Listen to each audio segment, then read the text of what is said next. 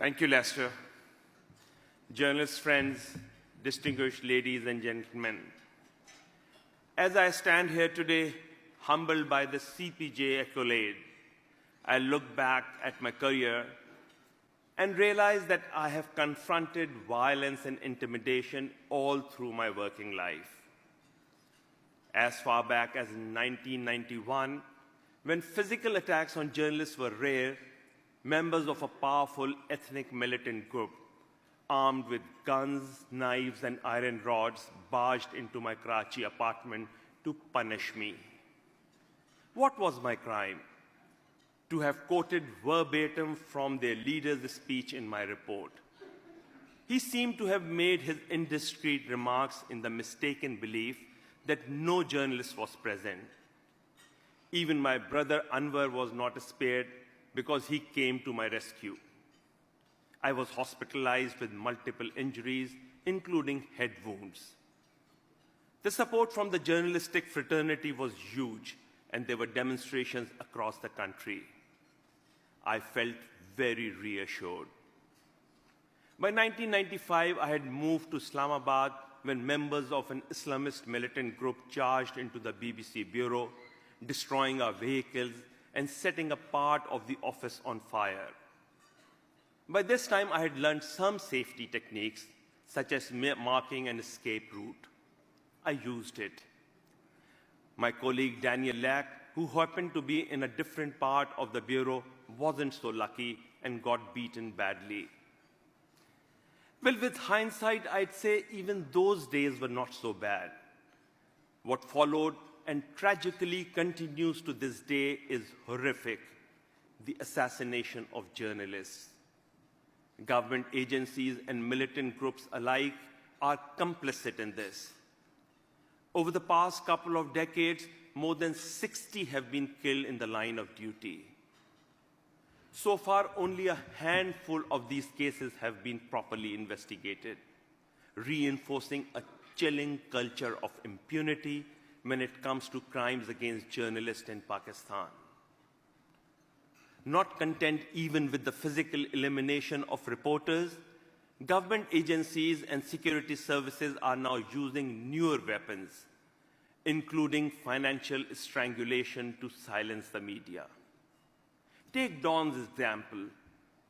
Dawn is viewed in Pakistan as the most credible media voice. Since the so-called Dawn leaks 3 years ago, powerful state institutions have made every effort to destroy the newspaper and its credibility. There has been widespread disruption of its distribution network, all in the name of national interest and patriotism. Our advertising, both government and private, has been targeted. What was Dawn's crime? Our refusal to submit to illegal demands of censorship and self-censorship. We kept reminding the government and its security services that harboring and nurturing Islamist militant groups for regional policy goals was a bad idea, that it would bring us grief. We reported on the specifics of policy. Ironically, now the Prime Minister and the military say they have zero tolerance for militancy as it harms the country.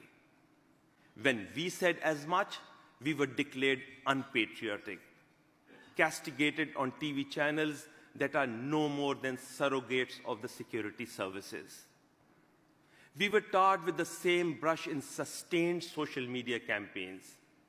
My colleagues and I were dragged before an inquiry tribunal whose aim was to find out our sources. We refused, but Dawn was made to pay dearly for our refusal.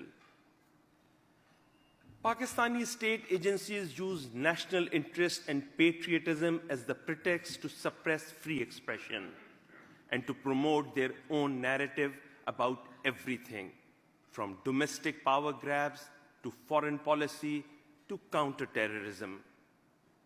Anyone who questions this narrative is stamped anti-state, as Dawn has been. But I recognize we are not alone. When the White House questions the veracity of serious journalism, dubs it fake news, and promote a toxic nationalistic mindset, it inspires leaders from Pakistan to India, from Bangladesh to Brazil, to curb free speech.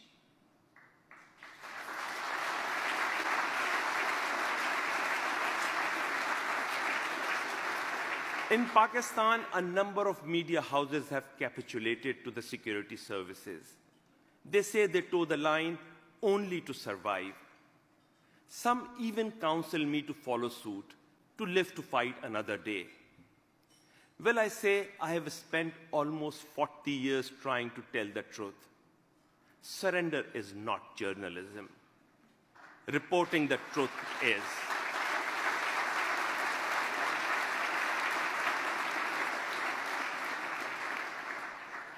Well, for me, and hopefully for many others in the profession, capitulation is not an option.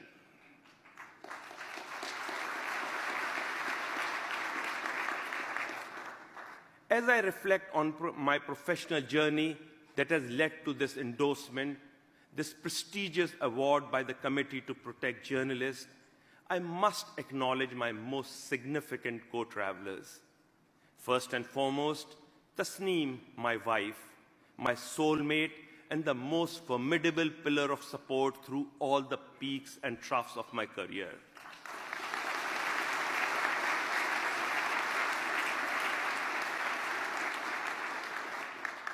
Our daughter Paras, and my extended family that has stood by me.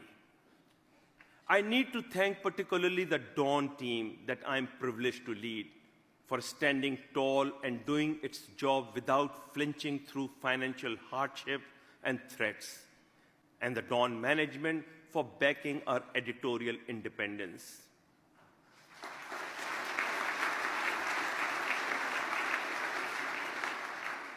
This award is for all of us, and more than that, for our fallen fellow journalists.